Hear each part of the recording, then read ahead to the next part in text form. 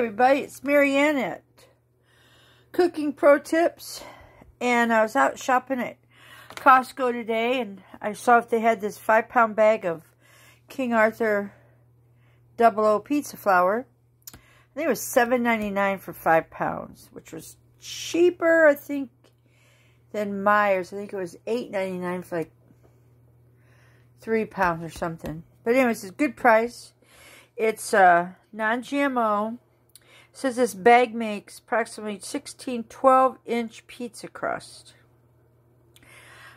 Yeah, approximately. Anyhow, I like King Arthur. They pay attention to the wheat and everything. But this recipe for Neapolitan, it's going to cover and be sitting overnight on your counter for 12 to 24 hours. So if you think you're going to have pizza right away with that recipe, think again. And I'm looking at it, and it says how to bake with it. After the first rise, dough can be stored up to 48 hours in your refrigerator. And then for the crispiest crust, top your pizza with cheese once the edges of the crust begin to brown. So they're saying don't put your cheese on till, yeah, that's not going to work. Anyways, this is my first time making pizza with this flour. I used my pizza dough recipe, which can be found on my Substack channel and my YouTube channel. And this has been going for about 45 minutes. I think it's looking pretty good. Probably going to let it go another 15 minutes while I warm up the oven. And I've just been sitting it out here on the counter. Temperature in the kitchen is around 62 degrees. So I'll fire up the oven. Oh, and I made sauce. So I took some crushed tomatoes that needed to be used up out of a can. I added my Italian seasoning blend into it. Oh, and well, I first started off with olive oil. And then inside the olive oil, I heated it and I cooked tomato paste. And then I was chopping up Parmesan Reggiano cheese, so I have this in there. Anyways, then I did all that. And then I, it's cooling down, it's good. Put salt in it.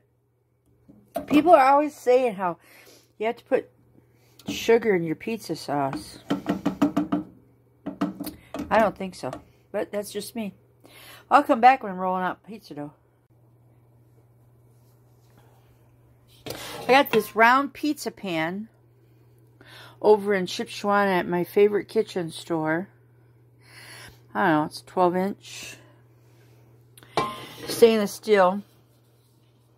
Mike washed it from the other day. Got it all nice and shiny. It's pretty. Anyways, I'll put olive oil on it, and I'll stretch out some dough and put the dough on that. I've been liking to cook with olive oil on my pizza crust lately, because gives it a crispier crust. I don't like a soggy crust. I don't like a dry crust. But I do like a crispy crust. It's sort of like, let me change this. So to continue on, I'm finding that I like a crispy crust like a Detroit-style pizza that makes it really crispy on the bottom and the edges and the oil. And that by like a thin crust pizza. So I'm kind of getting the best of everything by doing this myself, because I put oil on the pan and I get a crispy crust, and I get my tomatoey sauce that is just perfect. It's just a perfect sauce. And then my pizza dough. So, I mean, this pizza, I think I like my cheese that I get at Costco for the cheese pizza. Excuse me. But heard somebody say that If you use the fresh mozzarella cheese, it's even better. I've tried it once or twice. I think I need to really delve into that. So, that's the end of this one. You guys probably thought I was joking when I said about the oil. Might have to put more on there.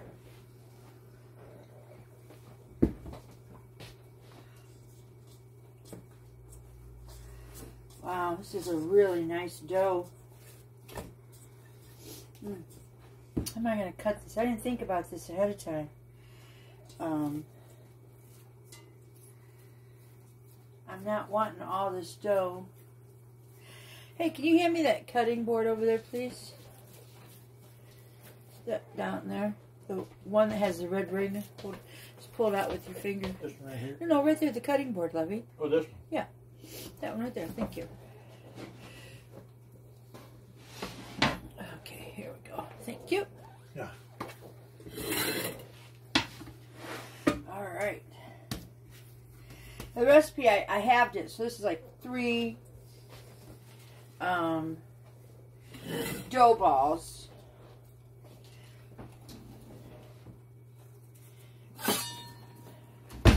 I'm going to make it just a little bit, I don't know. Let's see. That's some nice dough right there. This is that double O flour. It was kind of dry when I was making it. I just had to add a little bit more water in the dough. I should have checked the bag to see when they harvested this. There's my,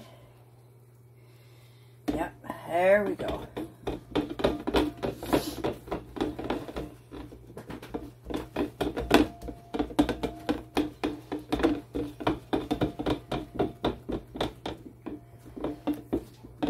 Okay, so this dough still needs to stretch out.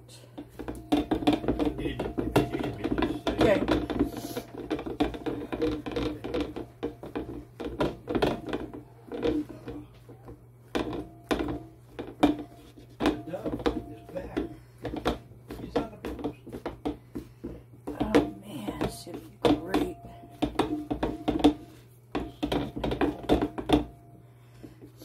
Take your time.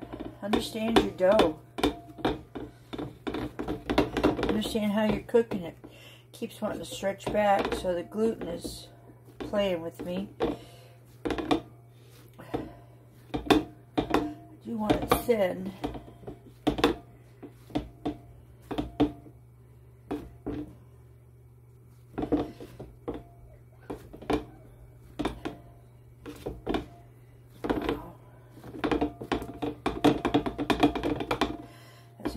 There, which is what I like.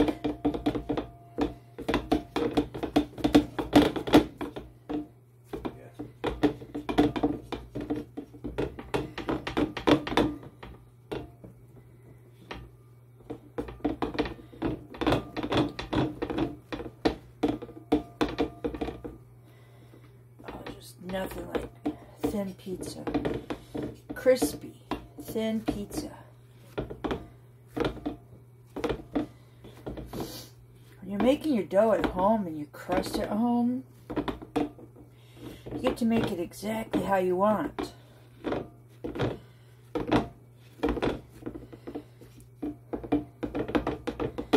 get to see how the dough wants to stretch, doesn't want to stretch. It's magnificent.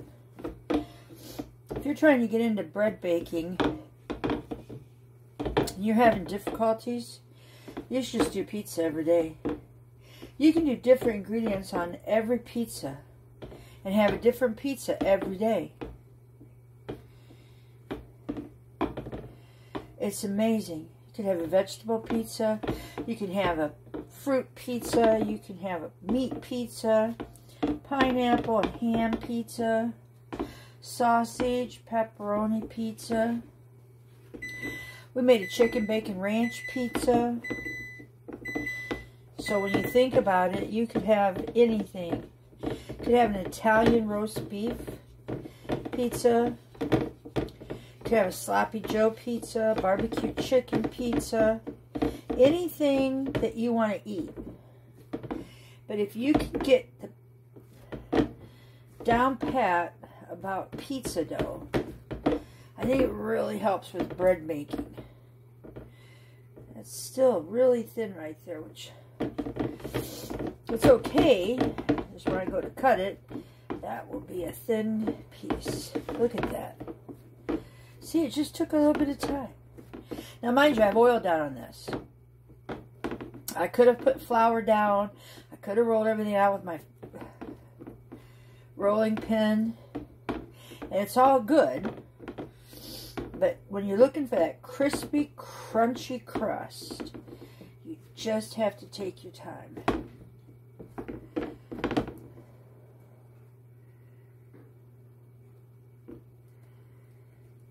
And you can see where it's a little bit fatter here.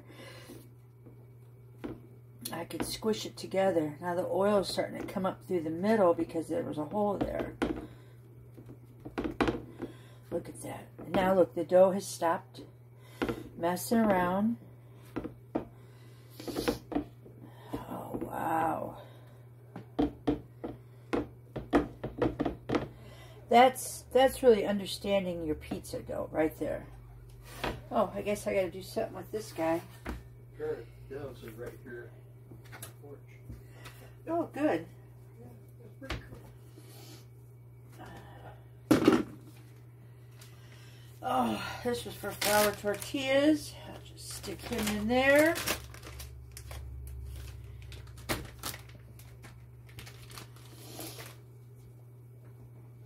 Get another one out.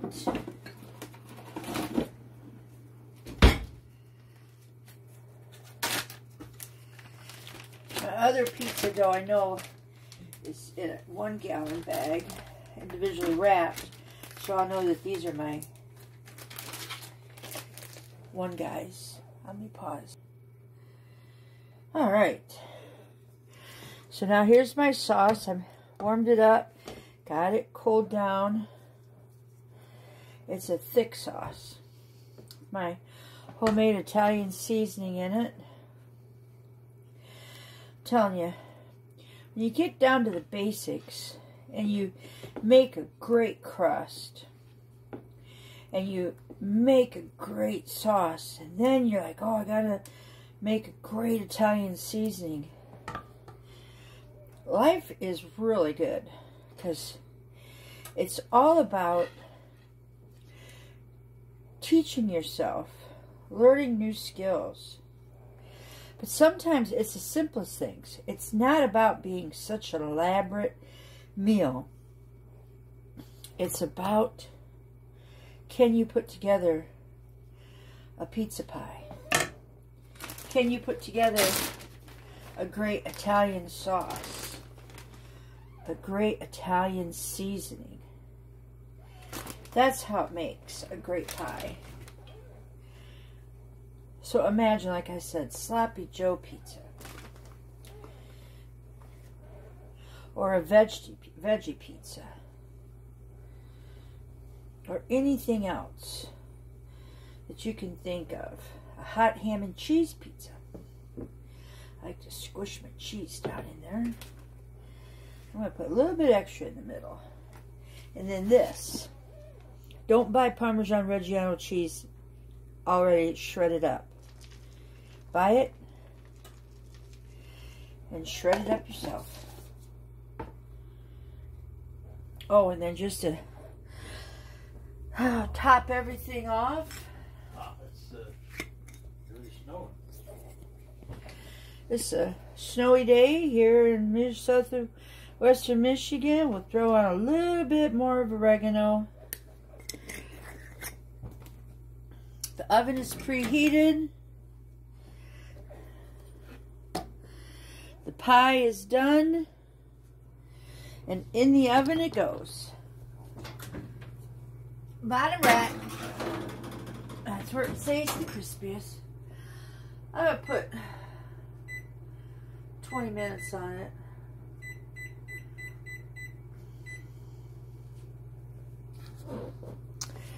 And there we are. that is how you make a great pizza. We've already had chicken bacon ranch pizza this week and got totally gluttonous over just one pizza. Can only do that once in a blue moon. Because cheese pizza will not fill you up as much, but that chicken bacon ranch, oh my gosh. So anyways, this is my pizza. I'll bring you back when I cut it. And behold the pizza. That is a perfect piazza. And we're going to eat it.